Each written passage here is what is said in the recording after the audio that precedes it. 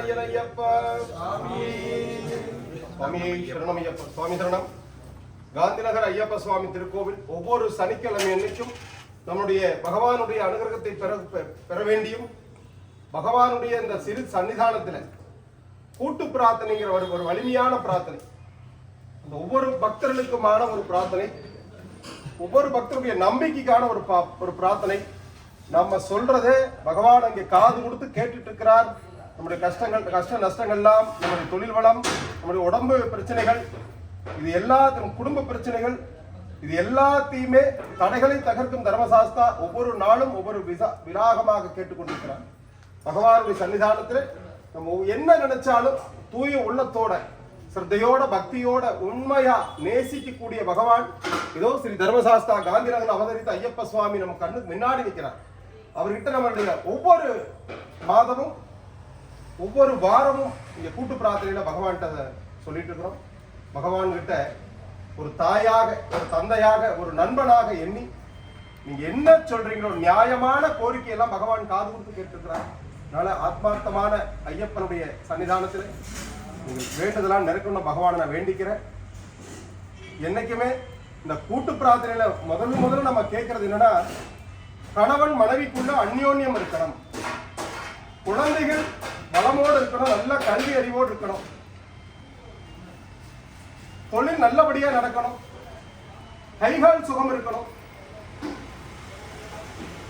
உலகத்தில் இருக்கிறவங்க எல்லாருக்கும் எப்படி நம்ம எல்லாரும் நல்லவனா இருக்கணும் நம்ம நினைக்கிறோமோ நம்மளும் எல்லாத்துக்கும் நல்லவனா உண்மையா இருக்கணும்.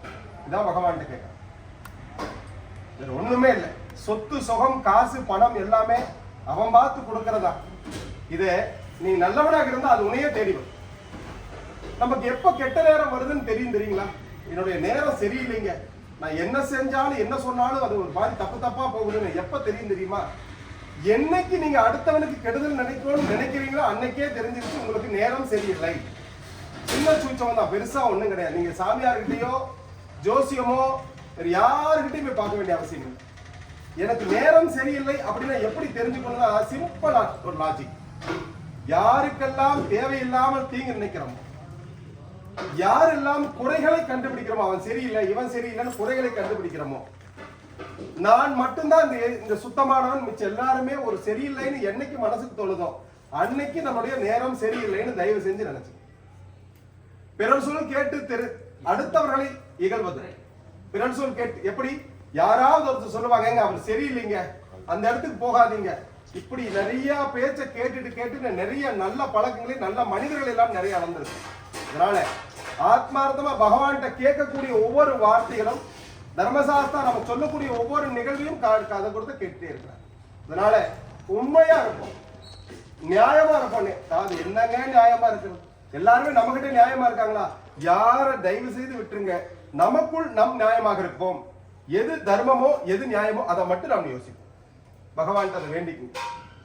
ஒரு சின்ன, அதாவது கடவுளுடைய அருளுக்கும் நம்ம கடவுள் கொடுத்த அருள் கொடுக்கிறாரு நமக்குன்னா எப்படி அந்த அருளை தக்க வச்சுக்கிறதுனா, கடவுளுடைய அருள் எப்படி இருக்கும், மனிதனுடைய அருள் எப்படி இருக்குன்னு நம்ம பெரிய அரசாங்கத்துடைய அதிகாரியுடைய அருள் எப்படி இருக்குன்னு நம்ம யோசிக்கிறோம். அதுக்கு ஒரு சின்ன எக்ஸாம்பிள், சின்ன விளக்கம் தான், ஒரு சின்ன கதை. ஒரு அரசர், ஒரு பெரிய ராஜா மந்திரியை கூப்பிட்டு நகர்வலம் போறார். நகர்வலம் போகும்போது அவங்களுக்கெல்லாம் மாறு வேடத்துல போயிட்டு இருப்பாங்க. அவங்க மாறு வேடத்துல போயிட்டு ஊருக்குள்ள எல்லா ஜனங்கள்லாம் எப்படி இருக்கிறாங்கன்னு அவங்க கிட்ட அப்படியே பார்த்துட்டு போகும்போது ரெண்டு பிச்சைக்காரங்க வராங்க. அதுல ஒரு பிச்சைக்காரன் என்ன பண்ணிருக்கான்னா, அரசன் அடிமை, அரசனோட அருளால் பிச்சை இடுங்கள், அரசனுடைய அருளால் பிச்சை இடுங்கள் கடவுள் கேட்டுவார். ராஜா பாக்குறார், பெரிய கடவுள் எல்லாம் இருக்கிறாங்க, என்ன அரசன் பெரிய கடவுளா நினைச்சிட்டு பிச்சை கேட்கிறாரு அப்படின்னு அவர் கேட்கும் போது அவரை கூப்பிடுறாரு. அந்த பிச்சைக்காரன் கூப்பிடுங்க வா, ஏன் அரசன் பெரிய உயர்வா நினைச்சிட்டு பிச்சை கேட்கிற? இல்ல, இங்க அரசன் யார நினைச்சாலும் என்ன பண்ணலாம், பெரிய செல்வந்தராக்கலாம், யார நினைச்சாலும் அவன் சிறை சேதத்துக்கு அடக்கலாம். எனக்கு கண்ணுக்கு தெரிந்த கடவுளாக எனக்கு அரசர் தெரிகிறார், அதனால அரசனுடைய நாமத்தை சொல்லி நான் பிச்சை எடுக்கிறேன்னு சொல்றேன். திருப்பி இன்னொரு பக்கம் போறார். இறைவன் அருளால் பிச்சைன்னு ஒரு பிச்சைக்காரர் பிச்சை எடுத்துட்டு வர்றார். உடனே கூப்பிடுறார், ஏங்க ஒரு பிச்சைக்காரரை பார்த்தோம், இது சுத்தமான தமிழ் இருக்கும், நம்ம கேஷுவலான பேசுற தமிழ்ல சொல்றோம். ஏங்க ஒரு பிச்சைக்காரனை பார்த்தோம், அவர் என்றானா அரசனுடைய பெரிய அரசர், யார வேணாலும் பணக்காரனாக்கிறார், யார வேணாலும் சிறைச்சேதம் பண்ணுவாருங்கிறார். நீங்க என்னன்னா கண்ணுக்கு தெரியாத கடவுளை போய் பெரிய நினைச்சிட்டு இது எடுத்துறீங்களே, இது சரியா படல யாருன்னு கேட்கிறார். இவர் அரசர் அல்லவா, ஏதாவது ஒரு புதுசா கத்துக்கணும். அதுக்கு தான் நகர்வளம்னு போறது.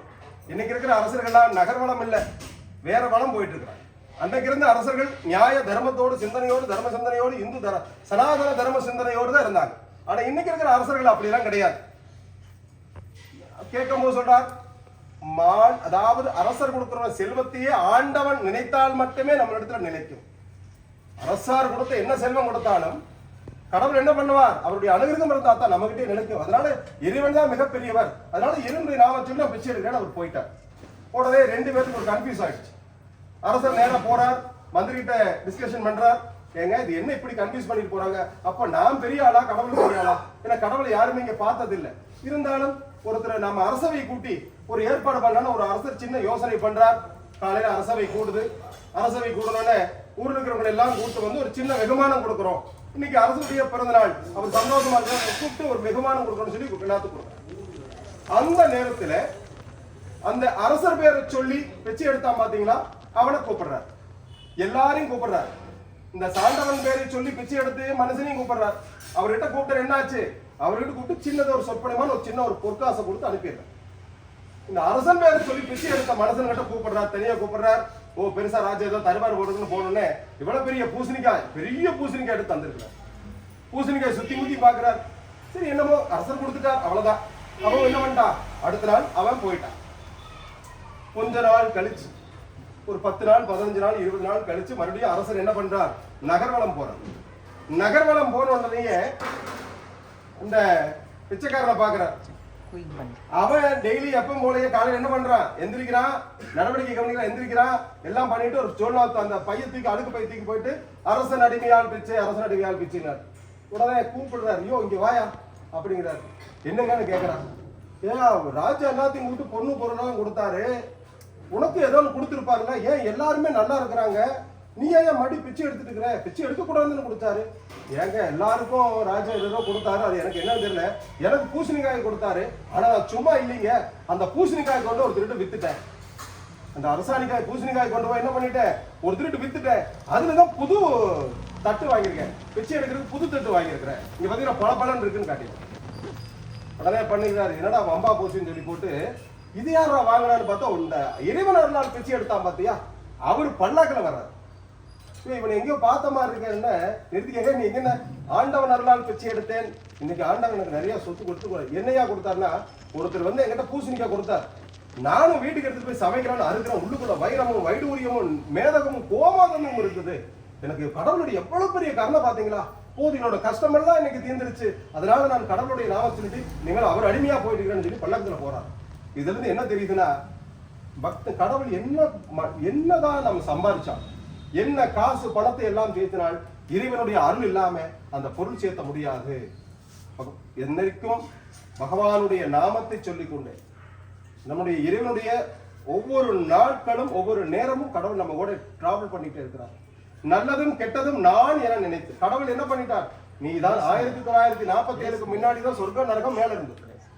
என்னைக்கு இந்த சுதந்திரம் ஒண்ணு வாங்கினாங்களோ அன்னைக்கெல்லாம் அங்க பாப்புலேஷன் மேல யமதர்மனுக்கு வேலை அதிகமா போயிடுச்சு. அன்னைக்கு பிரிட்டிஷ்காரன் இருந்தான், எந்த தப்பு செஞ்சாலும் தண்டனை கிடைக்கும், இங்கேயே எல்லாம் முடிச்சிருவாங்க.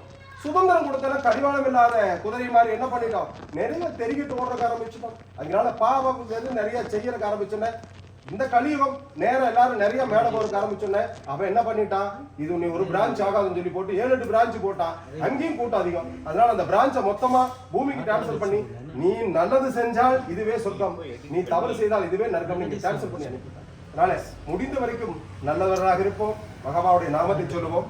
இன்னைக்கு அன்னதானம் வாழ்க்கையில நம்ம பெருசா என்னால அன்னதானம் பண்ண முடியாதுங்க. பெரிய மிராசுதாரெல்லாம் நிறைய கோடிக்கணக்கான எத்தனையோ ஆயிரக்கணக்கான பேருக்கு அன்னதானம் தராரு. என்னால என்ன அன்னதானம் தர முடியும்? டெய்லி எனக்கே யாராவது அன்னதானம் கொடுத்தாதான் பரவாயில்லன்னு நினைக்கிற ஆட்கள் தயவு செய்து ஒன்னை நினைச்சு கொள்ளுங்க. பிடியரிசி திட்டம்னு காஞ்சி மகாபெரியவர் அடிக்கடி சொல்லிட்டு இருக்க. பிடியரிசி திட்டம் காஞ்சி மகாபெரியவர் 1949வது வருஷத்துல பிடியரிசி திட்டம் கொண்டு வந்தார். எப்படின்னா ஏழை பணக்காரன் எல்லாம் எல்லாரும் அன்ன தர்மம் செய்யறான்னு சொல்லி போட்டு காஞ்சி காமகோடி பீட மடத்துல ஜாதி மதம் பேதம் இல்லாம எல்லாரும் கொடுக்கிற அரிசி வச்சு சமைச்சு போடணும்னு சொல்லிட்டு பிடியரிசி திட்டம் கொண்டு வந்தார். எப்படி பணக்காரனா இருந்தாலும் ஏழையா இருந்தாலும் யார் ஒருவன் எடுத்து சமைக்கிறானோ அந்த சமைக்கும் போது ஒரு பிடி அரிசி எடுத்து இது அன்னதானத்திற்குன்னு வச்சுட்டீங்கன்னா 30 நாளைக்கு 30 படி அரிசி அதை கொண்டு வந்து மரத்துல கொடுங்க. வர்ற பக்தர்களுக்கு உங்களால அந்த அன்னதானம் தொடர்ந்து நடக்கணுங்கிறதுக்காக வேலைகள் செஞ்சுட்டு இருக்கிறாங்க. அப்படிதான் இப்ப எல்லாம் பக்தர்கள் கொண்டு வந்து ஒவ்வொரு பிடி அரிசியா சேர்த்து அந்த இடத்துல கொண்டு வந்து சர்வாலங்கார் அப்படின்னு ஐயப்பன் முன்னாடி அன்னதான பிரபுன்னு ஐயப்பனுக்கு பேர். வேற எந்த கடவுளுக்கு இந்த பேர் கிடையாது. ஐயப்பனுக்கு மட்டும் ஸ்பெஷல் பேர் என்னன்னா எல்லா கடவுளுக்கும் செல்லப்பிள்ளை.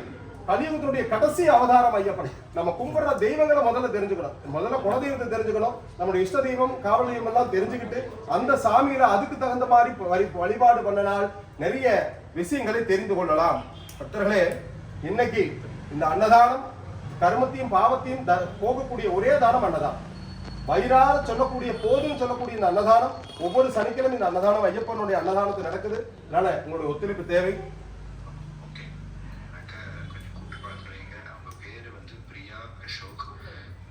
அதாவது யுஎஸ்ஏல அட்லாண்டால பிரியா அசோக்னு ஒருத்தர் இருக்கிறாங்க. அவங்களுக்கு வந்து திடீர்னு உடம்பு சரியில்லாம போயிடுச்சு. ஒவ்வொரு நாளும் நம்ம கூட்டு பிரார்த்தனை ஒவ்வொருக்காக பிரார்த்தனை பண்றோம். யுஎஸ்ஏல இருந்து ஒருத்தர் கேட்கிறார், போன தடவை அவங்க அம்மாவுக்காக கூட்டு பிரார்த்தனை வச்சோம், அவங்க ரொம்ப சுகமா இருக்கிறாங்க. இங்க பிரியா அசோக் அவங்க ரொம்ப முடியாம இருக்கிறாங்க, ஸ்ட்ரோக் வந்திருக்கு.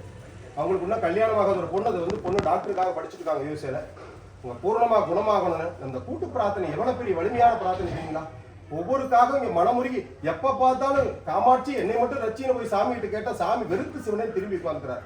அதனால இந்த கூட்டு பிரார்த்தனை அவங்களுக்காகவும் பகவானுடைய நீங்க எல்லாம் மனசுல நினைச்சுக்குங்க. அவங்களுடைய குணம் உடம்பு குணமாகணும், சௌரியமாகணும். தன்வந்தர மூர்த்தின்னு ஐயப்பனுக்கு பேர் இருக்கு. தன்வந்தர மூர்த்தியை சரணமையப்பா. தன்வந்தர மூர்த்தினா மருத்துவர் அர்த்தம்.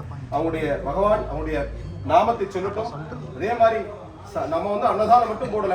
நாளைக்கு காலையில 9 மணில இருந்து 12 மணி வரைக்கும் இங்க டாக்டர் வராங்க. மருந்து மாத்திரை எல்லாமே இங்க வந்து இலவசமா கொடுக்கும். இலவசம்ங்கிறது படிப்பு இலவசமா கிடைக்கணும், மருந்து மாத்திரை இலவசமா கிடைக்கணும். அதுக்கான முயற்சிகள் நாங்க எடுத்துட்டு இருக்கிறோம். நாளைக்கு டாக்டர் வராங்க, ஸ்ருதி சுரேஷ். அவங்க வந்து நாளைக்கு மெடிக்கல் பாக்குறாங்க. உங்க தெரிஞ்சவங்களுக்கு சொல்லுங்க. நாளைக்கு காலைல 9 மணிக்கு எதனா டோக்கன் தருவாங்க. குறிப்பிட்ட ஆட்களை மட்டும் தான் பார்ப்பாங்க. அதனால இந்த வாய்ப்பை நல்ல முறையில் நமக்கு ஆதிரான பயன்படுத்திக்குவோம். நிறைய பேருக்கு இது மாதிரி முடிஞ்ச வரைக்கும் உதவி செய்வோம். இந்த உதவி செய்யற பழக்கத்தை கொண்டு வந்தாலே தேவை அப்படிங்கிறது இந்த உலகத்தில் இருக்காது. கடவுளை கும்பிடுவோம். இன்னைக்கு அன்னதானம் தெய்வத்திரு தேவராஜ் குருசுவாமிகள் ஆரம்பிச்ச அந்த அன்னதானம் அவங்க பக்தர்னால இன்னைக்கு தொடர்ந்து நடக்குது. ஒவ்வொரு நாளும் நம்மளுக்கு வந்து சுத்தமான அருமையான சாப்பாடு அன்னதான பிரபு நாளத்தில் கிடைக்குது. பகவான் அதை தொடர்ந்து எப்பவும் இந்த சாப்பாடுல மருந்துன்னு சொல்லுவோம். தயவு செய்து சின்ன ஒரு வேண்டுகோள், சாப்பிடும் போது தயவு செய்து செல்போன் பேசக்கூடாது, செல்போன் பார்க்க கூடாது. ஒருவருக்கு அரிசியும் கூட வேஸ்ட் பண்ணாம ஒவ்வொன்றும் பகவானுடைய பிரசாதம்னு நினைச்சிட்டு சாப்பிடுங்க. எவ்வளவு வேணாலும் சாப்பிடுங்க. ஆனா தயவு செய்து பக்கத்துல இருக்கிற பேசாமல் சாப்பிடுங்க. கடவுள் என்னைக்கு நம்ம கூட இருப்பார். குட்டிச்சரணம். பகவான் நீங்க என்னென்ன நினைக்கிறீங்களோ சிலதெல்லாம் சொல்ல முடியும், சில சொல்ல முடியாத சங்கடங்கள் சங்கத்தில் இருந்தாலும் தாயாக தந்தையாக நண்பனாக எண்ணி பகவான் கிட்ட அப்ளிகேஷன் போடுங்க. கண்டிப்பாக உங்க நியாயமான கோரிக்கை இங்கே பரிசீலிக்கப்படும். பகவான நாமம் சுவாமியே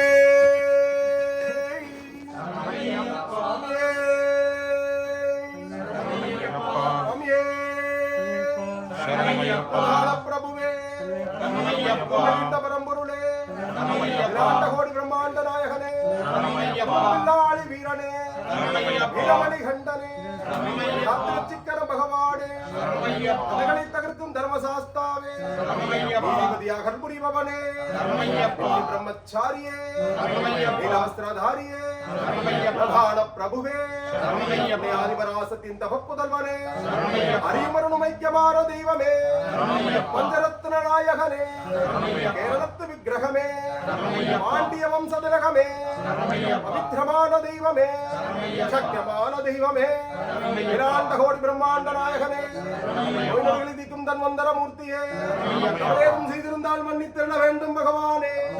அவரேதும் செய்யாமல் எண்ணத்து தர வேண்டும் பகவானே. மன்னிப்பதில் தாய் உள்ளம் படைத்தவனே, மன்னிப்பதில் தந்தை உள்ளம் கொண்டவனே, நண்பனான குருபான தெய்வமே, வாழ்வளித்த வல்லலே, காந்திநகர் அவதரித்த ஐயப்ப தெய்வமே, விராண்ட கோடி பிரம்மாண்ட நாயகனே, சுவாமியே